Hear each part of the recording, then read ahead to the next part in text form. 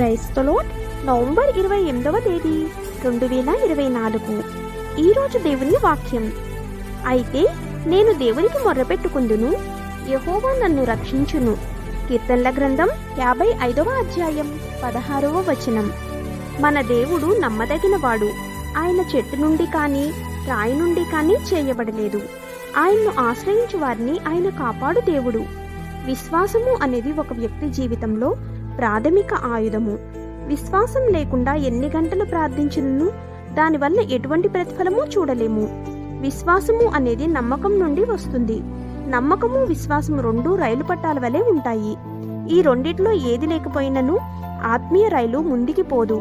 ఈ రెండు పట్టాలు సరిగ్గా ఉన్నప్పుడే ఆత్మీయ జీవితం కూడా సజావుగా సాగును. కాబట్టి మనము దేవునికి మొర్రపెట్టినప్పుడెల్లా ఆయన మీద నమ్మకము విశ్వాసము కలిగి ఉన్నప్పుడు ఆయన మన మనవి ఆలకించి